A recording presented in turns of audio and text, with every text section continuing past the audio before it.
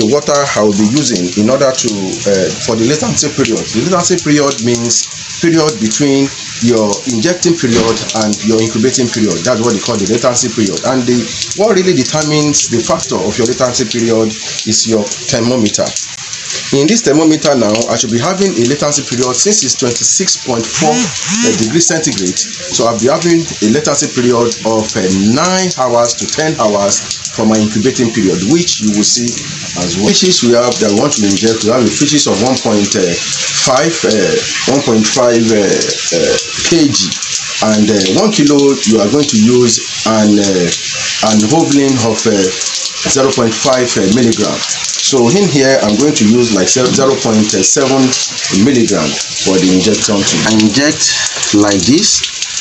You can inject like this, you can inject like this, you can inject like this, you can inject like this, you can inject here.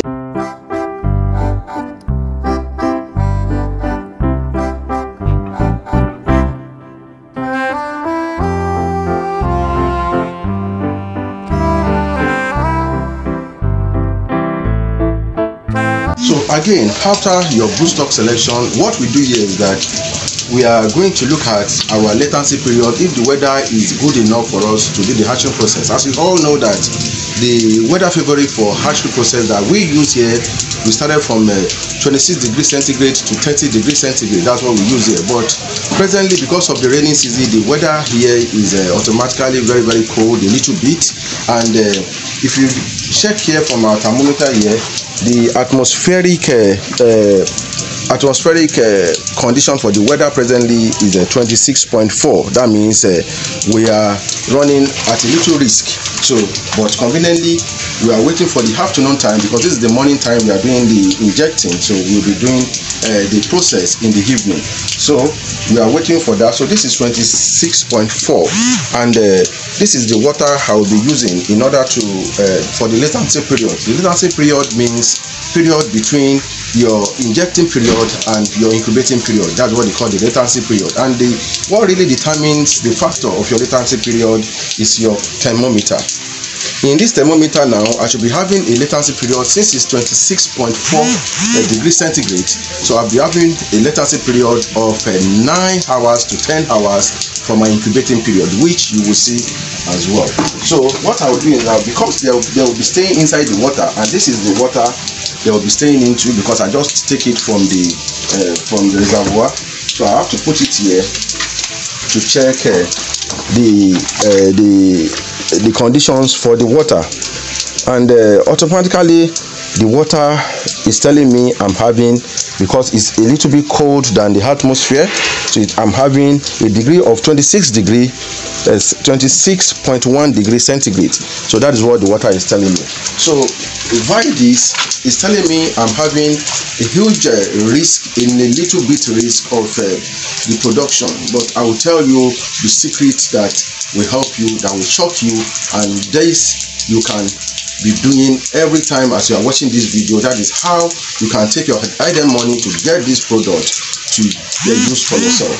So I will be injecting this female now, and I will be putting it into the water for the incubating period. This is the time is around 7 a.m. in the morning, so we'll be looking at 8, 9, 10, 11, 12, 1, 2, 3, 4, 5. We'll be looking at 5 o'clock to 6 o'clock for our latency period to end for the spawning process, which you'll be seeing on this video. So now the next thing to do is that now we have the fishes we have that we want to inject. We have the fishes of 1.5 kg, and 1 kilo you are going to use an ovuline of 0.5 milligram. So in here I'm going to use like 0.7 milligram for the injection today. So what you do is that this is our ovuline, and this is our syringe and needle. So it's very easy for you just to take out some of the ovuline into your syringe, and once you are taking it, make sure that you take it very, very slow so that a particle of air will not mix with the ovuline. So in here I'm having what we call 0.7 mil. So this is 1 mil. and the half of 1 mil, this is half of 1 mil, which is 0.5 mil, and this is 2 mil. So that means I'm having 0.7 mil. So it's time for the injection. So I told you earlier that if you want to do your injecting, I'm just taking particles of air from the syringe. Why this is important is that if you inject the female broodstock without taking out these particles from the hair particles, diffuse the hair from it, it will be, the place will get swallowed and it may automatically affect your fishes, and if you don't know how to take care of your fishes, automatically the fish will die. So that is why I'm taking care that I need to take care of my fishes and I need to take care of the syringe. So the next thing to do now is our injecting period.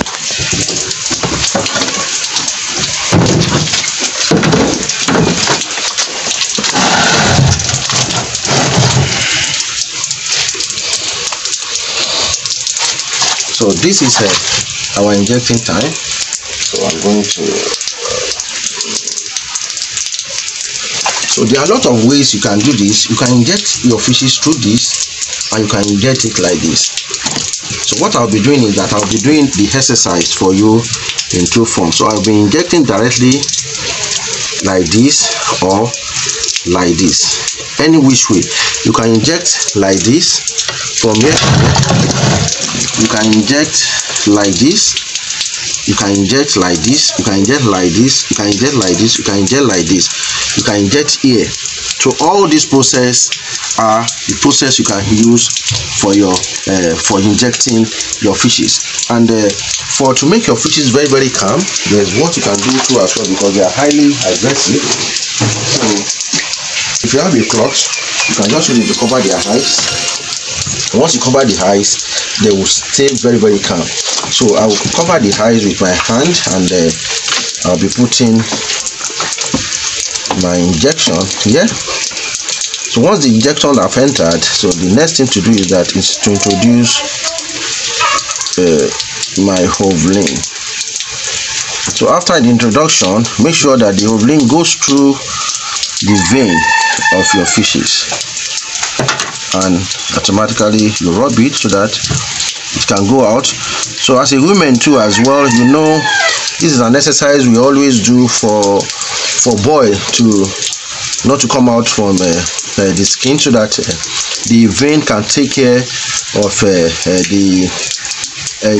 ovulin. That means the hormone injection, the hormone fluid that we are putting into the eggs. So you just rub it gradually. So once you rub it, that means automatically this is ready for the latency, for the incubating period. So this is ready for the incubating period.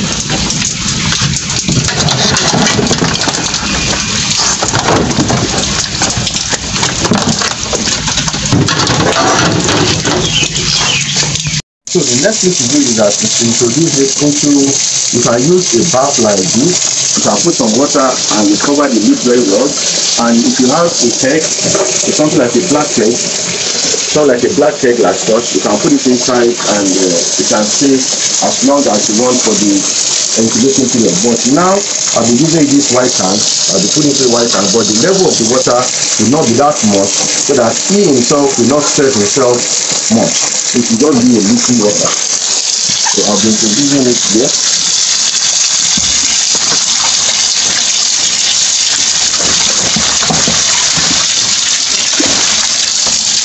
So, and I'll be showing you the level of water when I do it. This is the male broodstock in the beginning. So the male broodstock too will have to go into the reservoir.